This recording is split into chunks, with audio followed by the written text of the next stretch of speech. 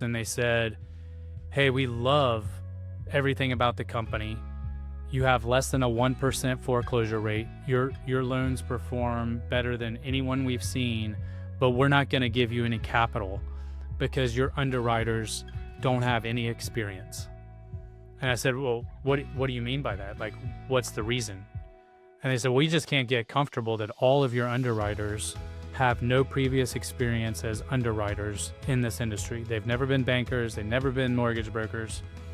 And I said, I remember telling them at a restaurant in downtown Greenville, why on earth would I build a company around all these people that created the financial crisis to begin with?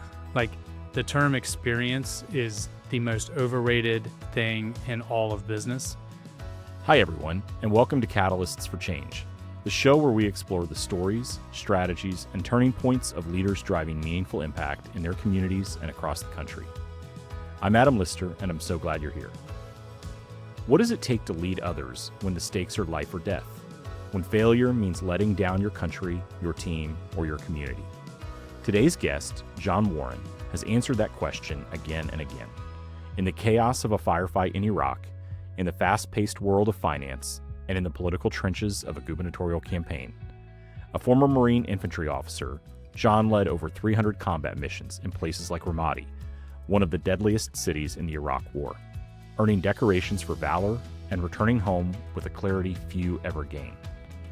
In this conversation, we explore how John leads, why he leads, and what we can learn from a life built on purpose. If you've ever wrestled with responsibility, struggled to lead with uncertainty, or wondered how to build a mission-driven team, this episode is for you. Let's dive in. John, thank you for being here today. It's great to see you. Good to see you, Adam. Thanks for having me. I'd love to kick off with your military experience and what led up to that. You have led in war zones and boardrooms and political campaigns, but before all of that, I'm curious to know who you were growing up and what sort of experiences shaped your sense of purpose to drive you into your later stops along the way. Sure. So thanks for having me. I grew up in Greenville, South Carolina, and I was raised by a very patriotic mother and father. And both grandfathers, they had played just such a huge role in my life, and both had served in World War II in the Pacific. One was in a B-24 bomber squadron that island hopped all the way up to Okinawa. And then I had another grandfather who served driving Marines ashore on places like Okinawa. So the patriotism was always a huge part. I remember my first political memory was, I think, 1984 for Ronald Reagan's re-election convention and Lee Greenwood singing, as he always does. But the reason I went into the Marine Corps ultimately was because I had that patriotic sense. And then one Tuesday morning, when I think I was a junior in college, I left class. It was an 8 o'clock class. I came out, went to the library, and pulled up a couple news sites, and they were full. And I didn't know what was going on. And then I went to Drudge Report, and I'll never forget. Drudge had the siren going around and around, and it said USA under attack. And for me, it was all about service and really, trying to have that sense of duty that my grandfathers had in World War II. We were attacked, and I wanted to do my service at that point for the country. I wanted to be tested in the ultimate way, and that for me was leading Marines in combat. So that's why I joined. When you were in the Marine Corps and you're in the earliest days of training and learning and understanding what it is to be both a Marine and a leader, was there a moment in that process that made you say, this is the kind of leader I want to be? I think the Marine Corps does a great job, and we've tried to imitate it in every venture I've had since, is really instilling core values in every recruit, every candidate, regardless of whether it was enlisted or officer. The Marine Corps always starts with core values. And I don't think people really understand that fully. They think the Marine Corps, probably because it's so combat centric, I think most people assume you get to the Marine Corps and they just immediately start here's an M16, here's how to shoot it, here's tactics. And it's the opposite of that. So the Marine Corps started with core values, and honor, courage, and commitment meant everything. So the type of leader I wanted to be was I never wanted to let down my fellow Marines. I never wanted to let down the legacy of the Marine Corps. And even in business, when we were bringing new employees on, we would start with the company's core values and try to instill in them a sense of pride and honor and responsibility to upholding those values. So I think that's what the leadership was all about for me in the Marine Corps. You've led over 300 combat missions in Iraq and in places across the Middle East. What stands out to you most when you think about those experiences as you were serving in a leadership capacity there? What stands out to you as a leader? Well, first of all, it seems like a long time ago when I was tough and in shape. That was 2006, 2007, 2008. So it was sometimes it's hard to think about how long ago it was, but ultimately, leading those missions, it was really, when it really comes down to it, the Marine Corps was all about two things. It was all about mission accomplishment, and it was all about troop welfare.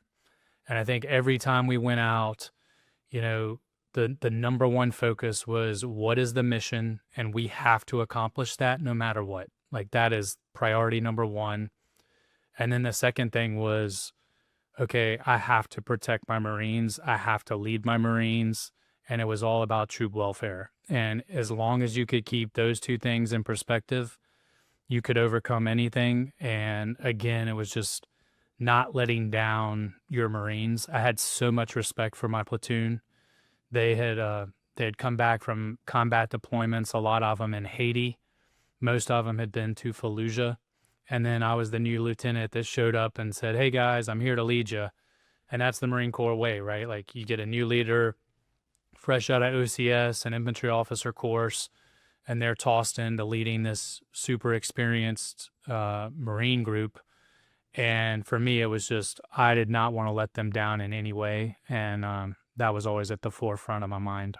John, I'm curious, as you think about that experience, you step into a role leading Marines who have more experience than you in combat. There's a parallel there in business, as some leaders may step into roles leading people where staff may have more experience in different areas than they do. How did you balance your responsibility as a leader to those Marines and your responsibility to the mission, while also understanding and staying humble that you didn't know everything, and some of these folks had more experience than you did? Well, I think you hit it. I think you hit it right off the bat, which is you got to have that humility, right? And I think the best leaders are generalists. They're not specialists. Within the Marine Corps, I had people that could employ mortars. I had Marines that could employ machine guns. I had Marines that could employ all these different types of weapon systems, and they were total experts on those systems and those capabilities. And I knew how to employ those Marines using those capabilities, but I wasn't necessarily the expert at any of it. And I think good leaders are generalists and recognize, ultimately, they've got to view what is the major problem, and they have to employ their team to accomplish it. And I think that's what good leaders do, and they inspire. And sometimes they have to rally the troops when things are bad. Sometimes they have to kick them in the rear if they need to. But ultimately, you just got to know your strengths and weaknesses and really how to employ that team. In your book, Lead Like a Marine, you write about the principle, do everything for a reason. Can you share where that came from and how it plays out in your decision-making today? Sure. So when we got to Ramadi, Iraq, it was March of 2006. And a lot of people describe it as a civil war, but a civil war would have been less chaotic than what we experienced. We got there, I think there were about 25 different type of insurgent groups. Previous tactics were not working. We had no strategic plan from, in my opinion, at that time, the president on down. Everything was going poorly. And we were just kind of tossed into Ramadi, which was the Sunni capital of the world and the worst city in the world, the Marines had just taken Fallujah. So any insurgents that were left over from there fled to Ramadi. And that's where Zarqawi was. That's where Bekir Mohammed Halis was, who led Al Qaeda in Iraq and Al Qaeda in Ramadi. And we were just tossed into this environment. And what we realized was the previous tactics, they weren't working. And there was really no strategic plan. So the first thing we said was, okay, let us understand the problem, and we looked at all the different types of insurgent groups, and we boiled them down to two camps. One were the nationalists, the Sunnis, a lot of former military leaders. They wanted a strong Iraq. They hated Iran. They saw us as occupiers. But then you had a totally separate group based on Al Qaeda, and they were the radicals. They were the Islamic jihadists. And ultimately, we said our primary goal has to be getting rid of Al Qaeda, and we need to partner with the nationalists to do that. So we really thought outside the box, and we said, okay, let's start meeting with these nationalists. I mean, a lot of these guys were high value targets who had killed Marines. And we said, hey, we've got to come to an understanding that we actually share many of the same values. They hated Al Qaeda. We wanted a strong Iraq. And our pitch to them was really, let's go after Al Qaeda together. And once we secure the city and once we secure Iraq, we'll leave. And that's really what transpired. And then we just came up with a bunch of tactics, really outside of the box thinking, such as doing a census, visiting all the houses in our area of operations, categorizing where everyone lived in the city, getting names and building databases so that when you did win over the population and they started telling you who the insurgents were, you knew exactly where they lived and what their picture was. And that's really, that was a great life lesson. Do everything for a reason. And that's how it really came about. It started in Ramadi, and there's not an aspect of my life where I really tried not to think about, am I doing this for a purpose? In leadership, nonprofit leadership, business, politics, and certainly in the military, there are various elements and moments of pressure. And leaders can either rise or fall in those moments. I'd be curious to hear from you what combat taught you about building trust with your team and with your Marines and leading under extreme pressure that you've been able to take into the other aspects of your life. Well, I think leading in extreme combat or extreme pressure situations, it's all relative. And I remember back at OCS, everyone kind of freaking out the first time we had one overnight trip training exercise into the woods. That was the biggest, most stressful time. And then you compare that to all the missions in Iraq and not showering for 54 days because you were just stuck in the middle of the city. So I think everything's relative. And ultimately, I really think everything starts with core values. And if you're a good leader, you've got to really instill those core values, but you got to lead from the front. You can't lead from behind. We always teach that leadership is a responsibility. It's not a privilege. You don't get to be a leader and then say, now everything's easy. And in the book, we tell a story about General Mattis. There was one cold Christmas morning in Quantico, and there was a young lieutenant standing post who had a family, and General Mattis comes in and asks for the officer of the day. And this young lieutenant shows up, and General Mattis, 3-star general, probably the most popular and most famous general in the Marines at the time, he relieves the lieutenant so that he can go home and be with his family on Christmas, and a 3-star general stands his post. And, we call that leading from the front. And I just think when you really get in tough times, when you get in the high pressure situations, you have to endure with the people under you. And when you do that, they're going to follow you because they're going to respect you. The leaders that can't be found, we've heard about certain stories where staff NCOs and officers, they didn't go out with their squads all the time. And there's no moral authority at that point, right? There's a legal authority, but there's not a moral authority. So I think lead by example, lead from the front. That's how you really achieve things in combat or in any stressful environment. Yeah, you've spoken about a young man who served with you, Mike, as a model of heroism. How has his example shaped your leadership since? Sure. So Mike Ouellette is one of the finest Marines I've ever known. I think he's one of the greatest Marines that's ever served, and that says something. So Mike, the story behind Mike was he grew up in New Hampshire. His mom really did a great job raising him and his sister and his brother, and ultimately, he came into the Marine Corps a little later in life. I think he joined when he was 23, which for the Marine Corps, most enlisted go in at 17 or 18. Mike came in. He was what's known as a new Marine, straight from boot camp when he showed up to go to Ramadi in my platoon. And he had this chiseled face and he lifted. And I just remember thinking, I'm glad this guy's on our side. And, you don't get a lot of good, positive nicknames in the Marine Corps, but during that deployment to Ramadi, he earned the nickname Super Boot. And he performed well.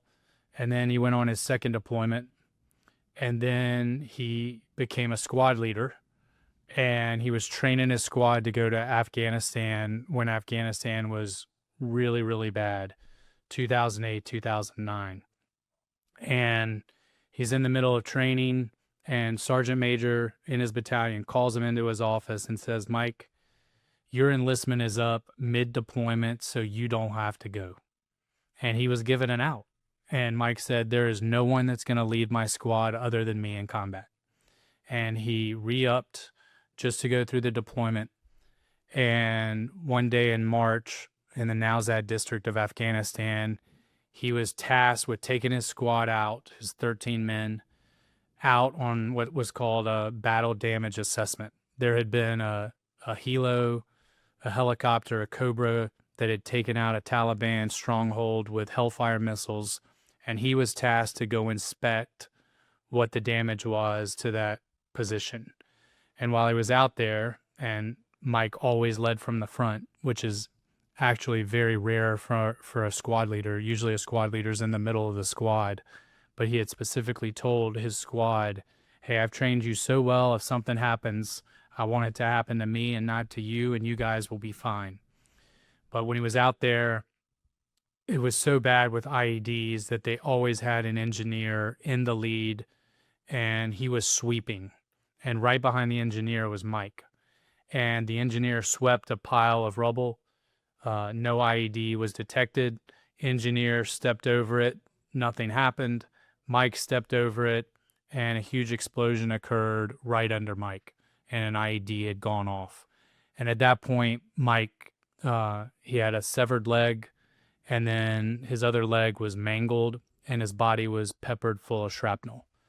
And what did Mike do in the most dire situation? He continued to lead his Marines. They put 4 tourniquets on him, and Mike stayed in the fight. He put his squad into an L-shaped ambush, and he was attacked by anywhere from 50 to 75 Taliban fighters. And his company commander said that the battle was so fierce that it was ultimately a grenade throwing contest because they were so close to each other. And missing a leg, bleeding out, Mike refused to be evacuated. He directed his squad. He even talked the helo, the Cobra that had returned. He talked them on to dropping ordnance on the Taliban forces so that he saved his squad, and all of the rest of the squad made it out that day. So he's just an amazing example of just the love that he had for his squad. He's the greatest example of leadership, and I think whenever I get down and think, wow, this is really hard, or I'm going through, whatever self-pity I got going on that day, like I just think of Mike and I'm just like, hey, this is nothing. That guy led with no legs, bleeding out, and he performed up to such a high standard. And I always love telling that story. He's an amazing Marine, but that's the story of Mike Goulet. Thank you for sharing that. It's an honor to hear it, and we're fortunate that there are people like Mike that are willing to not only put their bodies and their lives on the line, but to continue to put their bodies and lives on the line when things are uh, not looking great. So thank you. That's a great story. I want to transition a little bit to your life after the Marine Corps, John. You founded Lima One Capital. What were you trying to solve when you founded this company, and how did you approach it differently than most leaders might? Well, I guess it was good luck and bad luck how I started it. I came out of the Marine Corps.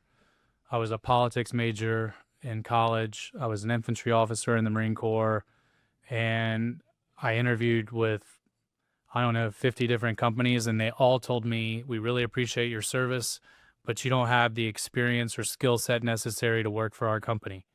So at that point, I really just had to invent a job and try to create a way to make money at the time. I had just been married, but ultimately, I had flipped a couple homes prior to going into the Marine Corps, and this was 2009, so right after the financial crisis.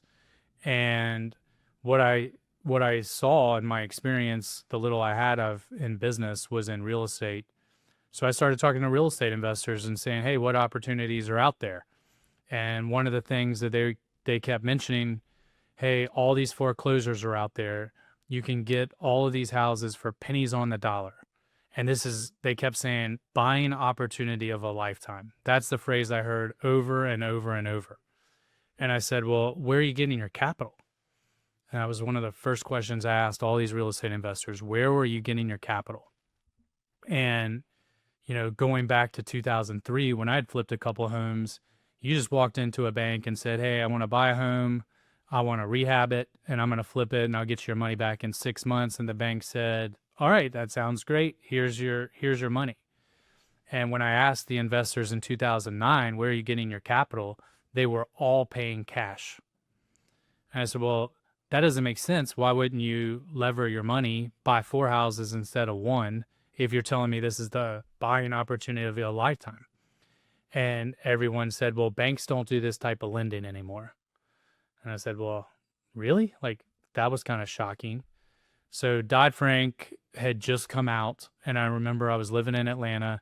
I went to Barnes and Noble on Peachtree, and they had a huge printed copy of Dodd-Frank. And if you want the most painful, boring read of your life, go find a copy of Dodd-Frank and read it.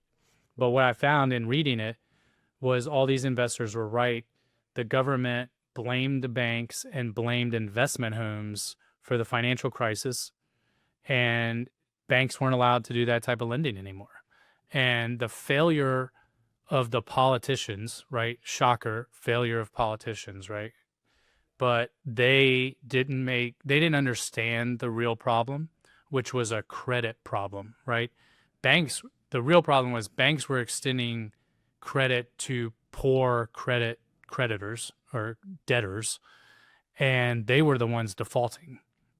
So what I realized was, hey, there's this huge opportunity to provide lending to real estate investors who are highly qualified, super high credit scores. So I said, "Well, how big is this market?"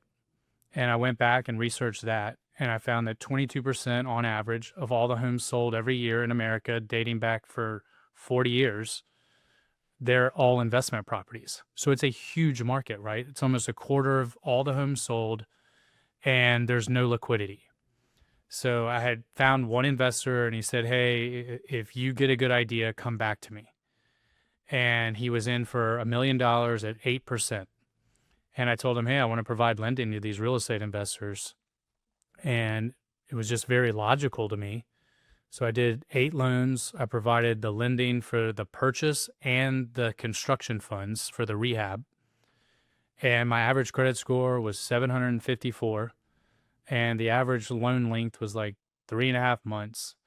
And I was able to charge a 5% origination fee and 15% interest because they viewed that as an unbelievable opportunity to make them, $100,000 or $200,000 based on the investment. And from there, I just really snowballed, and we just kept growing the company, and ultimately we became one of the largest lenders for real estate investors in the country. You've said before that one of your rules is only work with killers. And as Lima One grows, it is recognized for ethics and its growth. I'm curious how you scaled your business with the context of only work with killers in your leadership and team building mindset, but then also managed to not lose sight of your values as the organization continues to grow and presumably is facing a host of other challenges associated with just the growth of that business. Yeah, I mean the term killer, for an infantry marine, that was a literal and figurative term.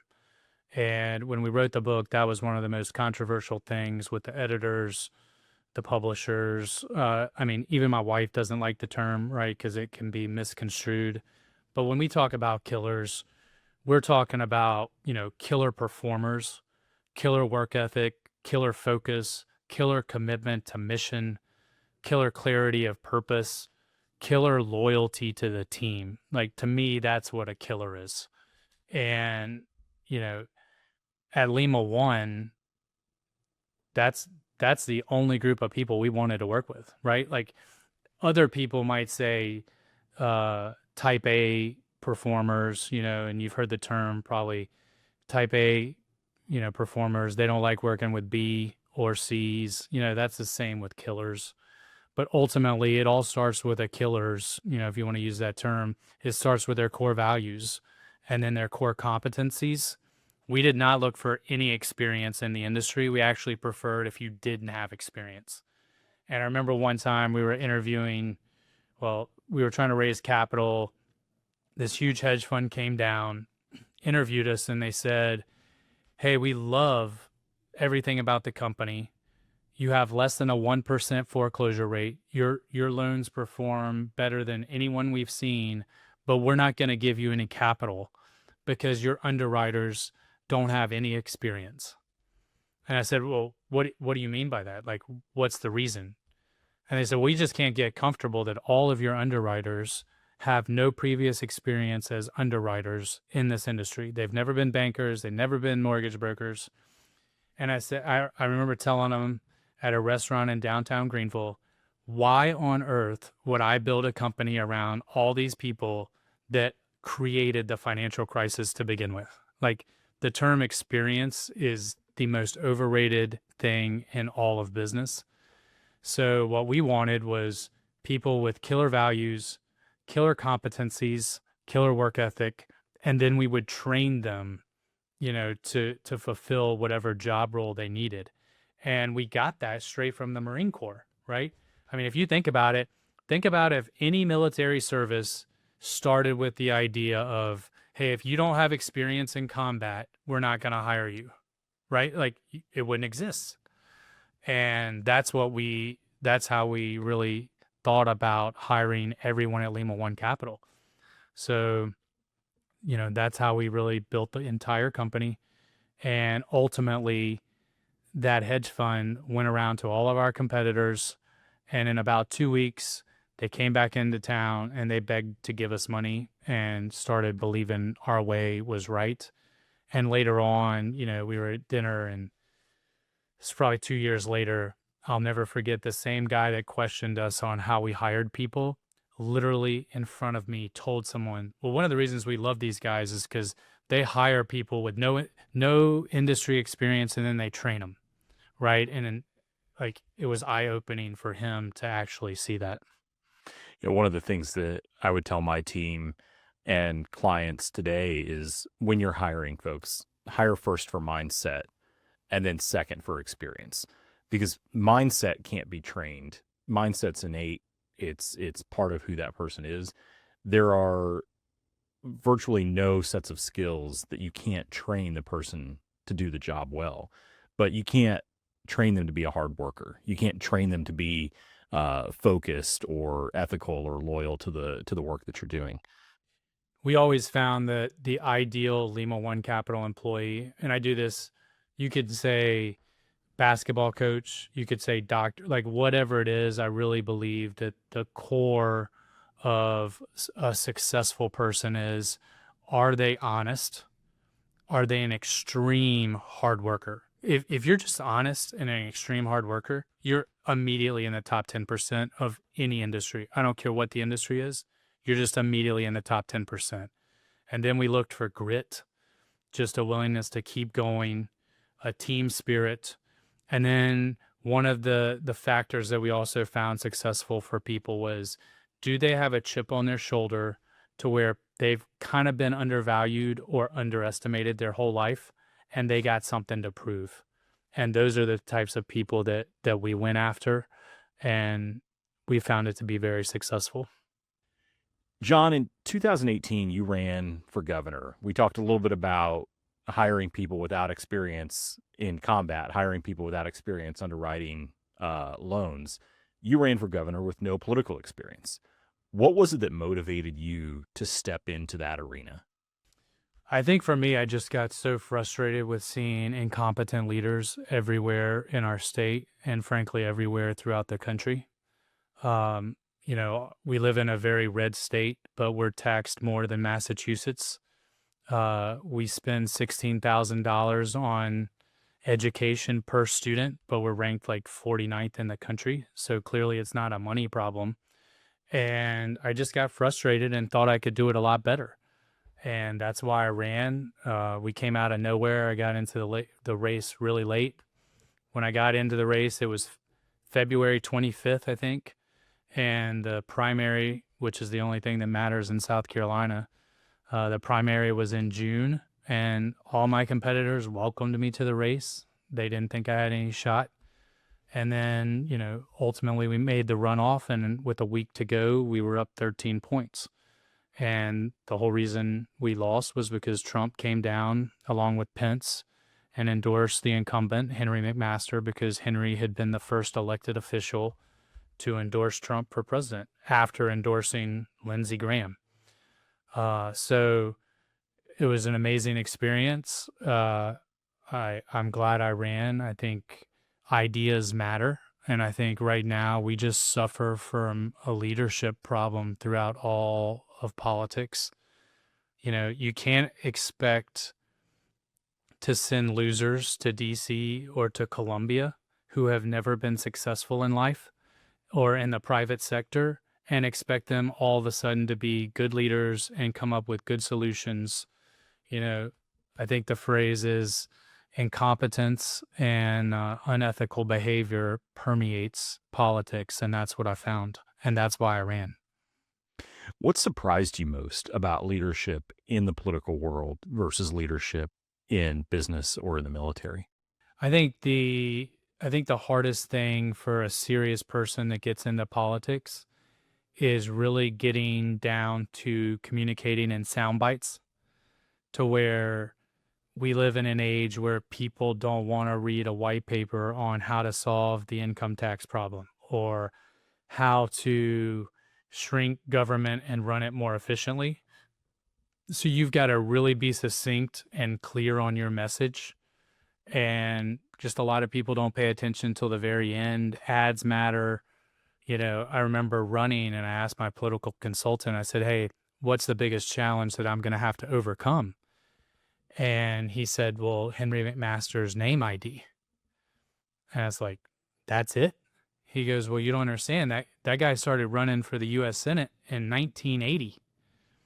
And he's been on every ballot. And people don't pay attention. A lot of these voters don't pay attention to anything other than, oh, I recognize that name, I'll vote for him. And I think we've got to do a better job as civilians and citizens of really paying attention to who we're electing. And we've also got to get and convince people to run for office that have actually been successful. And I think, you're seeing that now a little more on the national scale, but we're not seeing that a lot on the state level. You've talked about before and even on this podcast, the lack of character and courage in modern leadership. How do you define political courage currently? I think political courage is really oftentimes saying things that might not benefit you politically. Right now, so many people are trying to be, their goal is to get a soundbite that's clickbait, right? Like, let's take Nancy Mace, for instance, right? She's willing to say anything, absolutely anything, as long as it gets her publicity, right? That's not political courage, that's narcissism. And we've got to have political leaders that can get up there and say, hey, our debt, this isn't going to be popular, but we've got to solve our debt problem, right? We got to solve these deficits. We have to be morally and ethically responsible to not hinder our grandchildren, our great grandchildren, for centuries to come. And a lot of people don't want to solve these problems ultimately because they don't want to bear the political consequences of that. Because sometimes, when you tell people, hey, we can't just spend, there's got to be a little bit of pain, they're not willing to do it, right? It's ultimately, when it comes down to it, it's not about mission accomplishment. It's not about civilian welfare, right? They just don't care. They're people that just want to hold on to their power, and they're willing to do anything to keep it. And how I see this, the way the average politician gets to keep their power is all of these influential people that back candidates and fund the candidates. Ultimately, they have one issue that is more important to them than anything else. And even as conservatives, I see this, right? Hey, if you ask someone in South Carolina, are you conservative? Yes, but they're tied to a government contract, right? Because their company, 20% of their revenue is a government contract. So as long as they get to keep that government contract, they're willing to support the incumbent, even though the incumbent may be terrible for the state, right? There's no sacrifice on that high dollar donor, right? They just ultimately are out for themselves as well. And one of the things that I think when I ran, one of the reasons why I caught fire so quickly and was able to stay on message so easily was because I self-funded my campaign. So I didn't need anything from anybody. I literally was just running to help the state, and no one could bribe me because I didn't need them, right? Like, I had people come to me and say, hey, what do you want in the administration? Or, can we give you a government contract? Like, I was bribed in every possible way. And I said, guys, there's nothing you have that I need or want.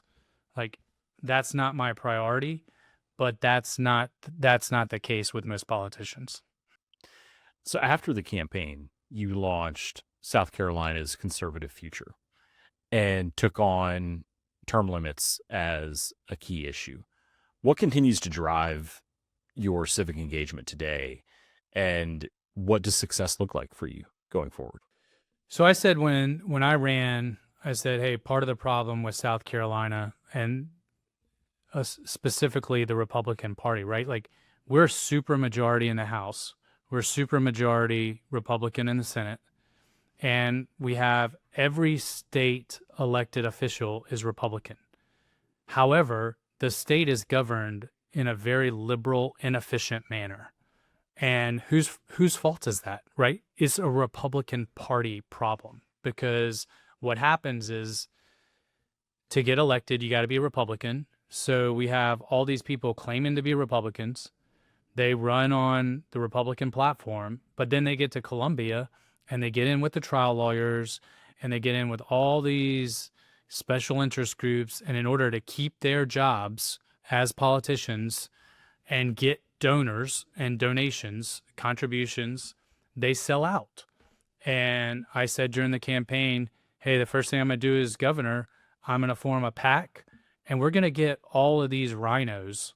And I know that term gets used all the time. To me, a rhino is someone that does not believe in the Republican platform and doesn't vote in the Republican platform.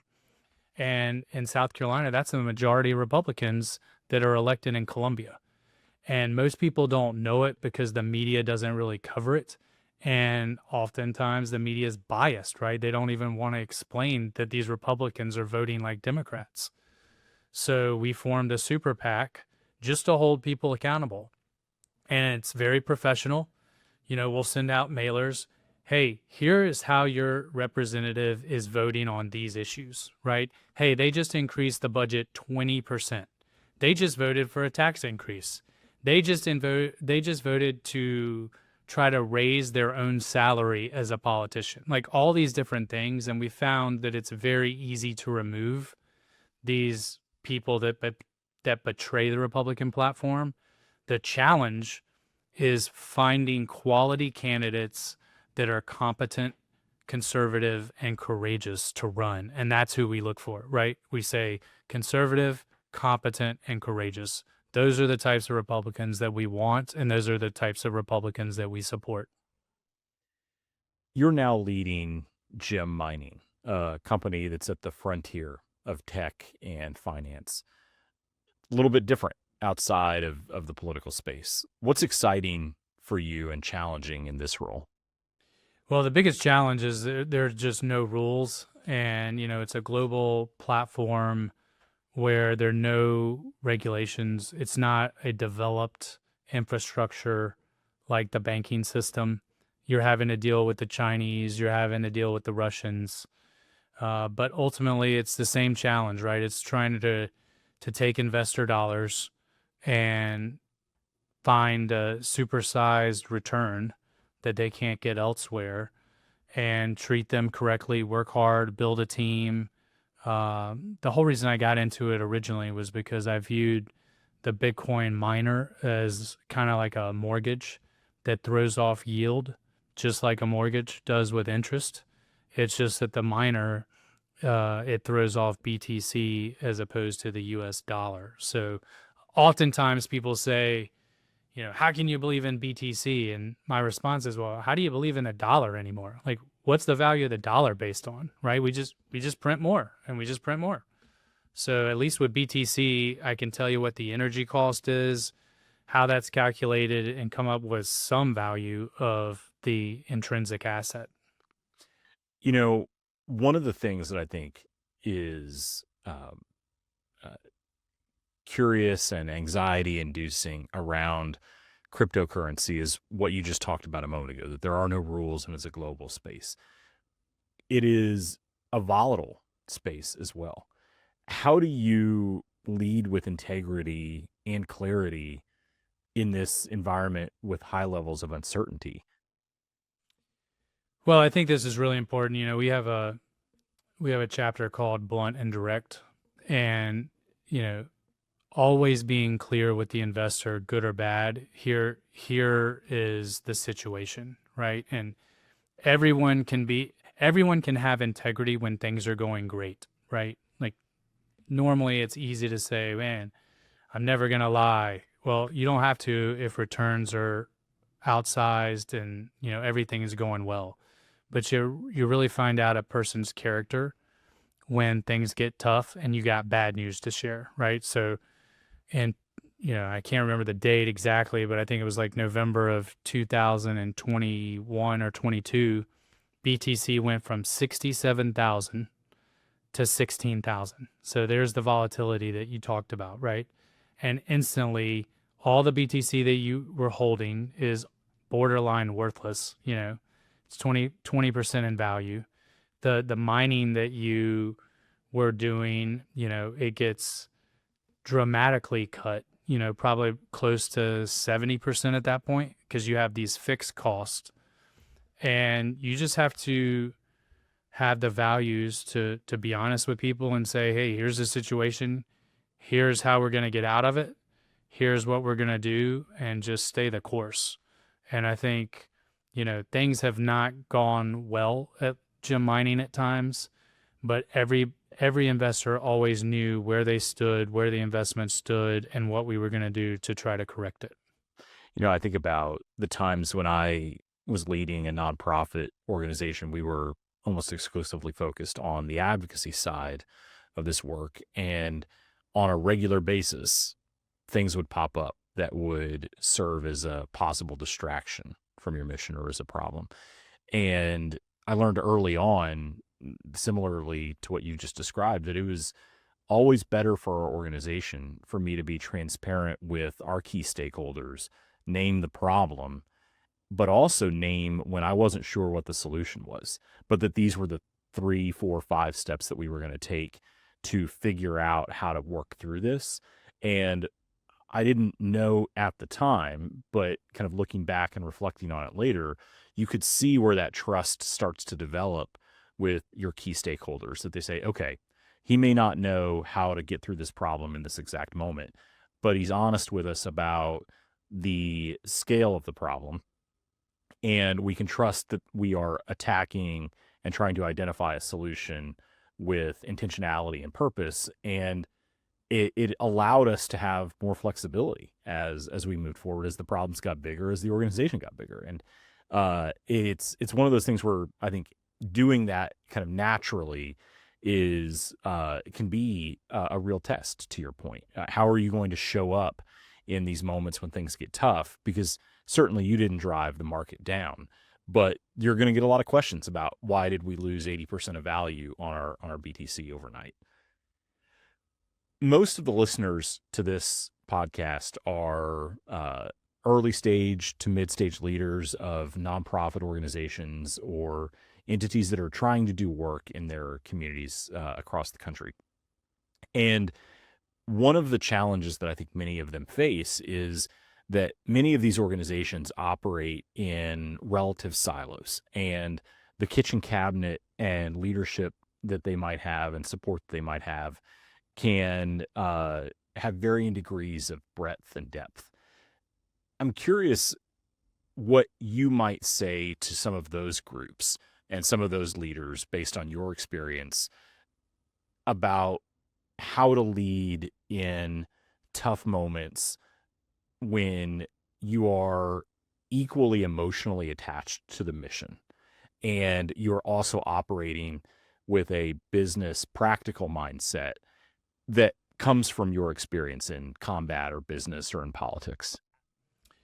I just always go back to core values, and you just can never betray your core values, no matter how hard it gets. I'm good friends with Bob Ritchie, who's head Furman basketball coach, and one of the things that he tells his players is being clear is being kind. So you may not like how much time you're going to get in this game. You may not like your role on the team, but it's your responsibility as a player to accept the role. And it's my responsibility to be clear and to provide the overall vision for the team.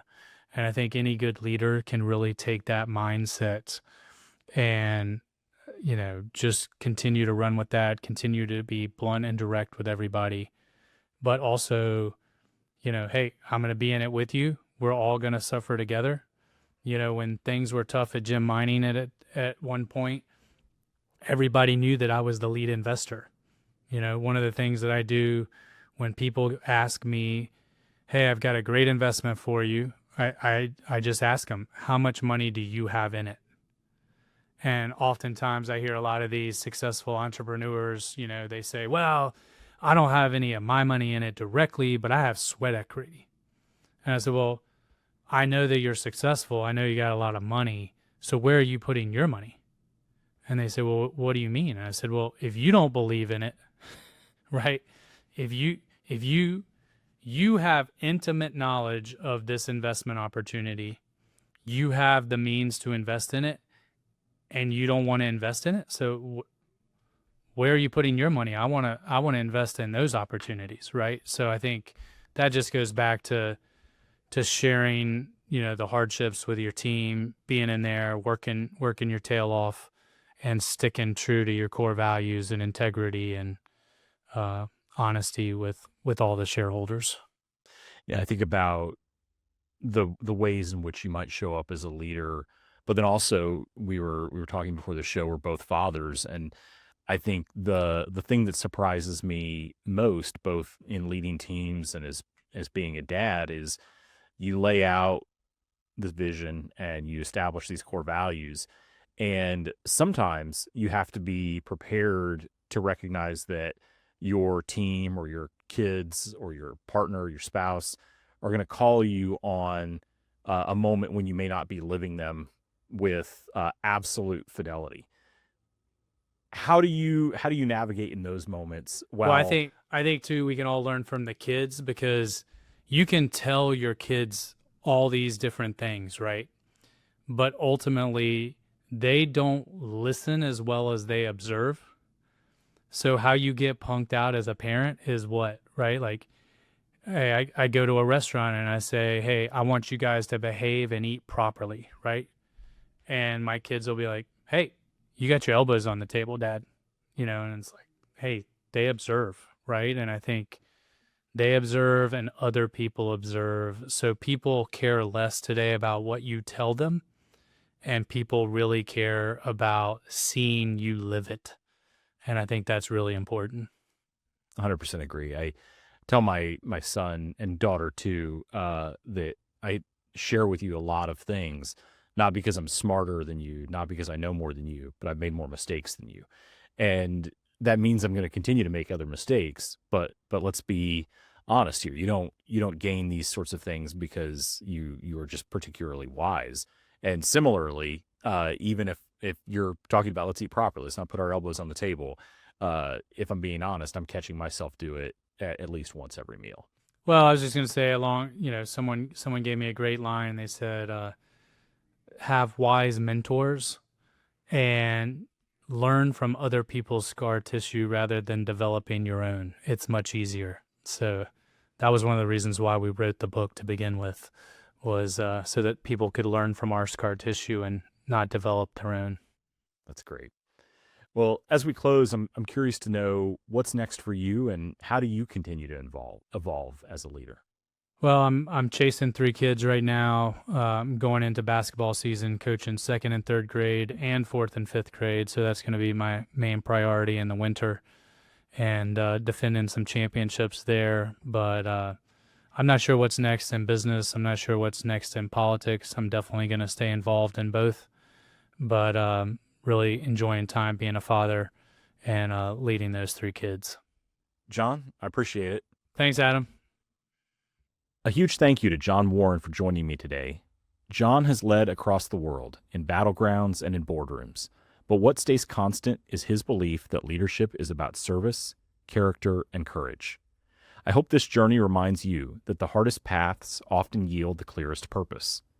John, thank you for your service and for your sacrifice, and thank you to the men and women who served with you and for the sacrifices they made to defend the United States. If you've enjoyed this episode, please leave a rating and a review and share it with someone who would find it valuable. We've got more amazing guests coming this season, so subscribe to Catalysts for Change wherever you get your podcasts, or visit us at catalystsforchangepod.com. Thanks again for listening to Catalysts for Change, brought to you in part by the Southern Research Collaborative. Until next time, I'm Adam Lister, and I'll see you soon.